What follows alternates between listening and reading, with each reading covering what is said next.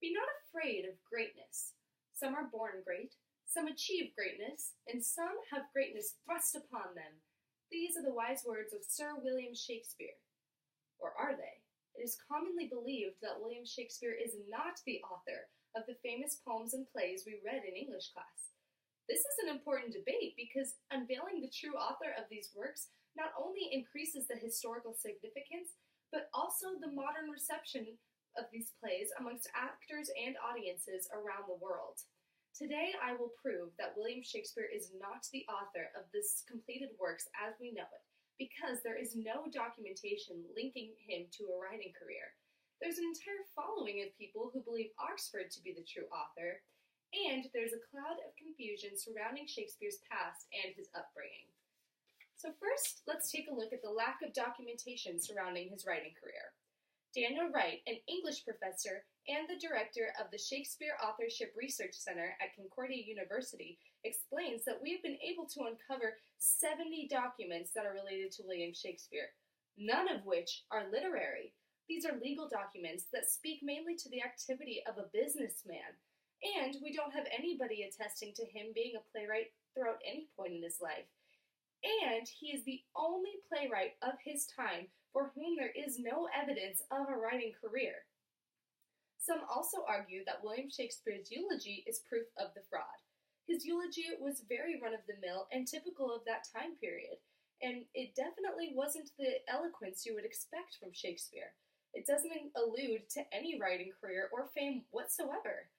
The main point on the tablet reads, "Blessed be the man who spares these stones, and cursed be he who moves my bones." It's a nice poem, but it's not exactly Shakespeare. History.com unveils an entire following of people who believe the real author to be Edward de Vere, the 17th Earl of Oxford. This idea was first proposed by J.T. Loney in his book Shakespeare Identified. It is believed that Oxford is more highly educated, he was a trained lawyer, and there's even documentation of him traveling to the exact places that act as the setting for many of Shakespeare's plays. It is believed that he used Shakespeare as a pseudonym to protect himself because the works were politically charged, innovative, and provocative, and he was afraid of being labeled a bad playwright if they flopped.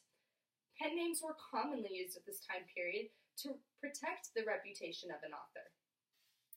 Now let's take a look at the uncertainty around Shakespeare's background. Newsweek.com explains that 6 documented signatures have been found for William Shakespeare, none of which involve writing. These were business documents. Not a single poem or letter has been found in Shakespeare's handwriting. Not any letters or documents acknowledge his writing career during his life. There's no letters grieving his death. Not even his will suggests ownership over any plays or poems. There is a legal record of his marriage to Anne Hathaway, but there's no other documents suggesting any other romantic endeavors, friendships, or political affairs. So, as the author of Shakespearean plays once said, "To thine own self be true, and it must follow as the night the day. Thou canst be false to any man." So basically be true to yourself. Kind of ironic coming from the man who has the most recognizable stage name of all time. Thank you.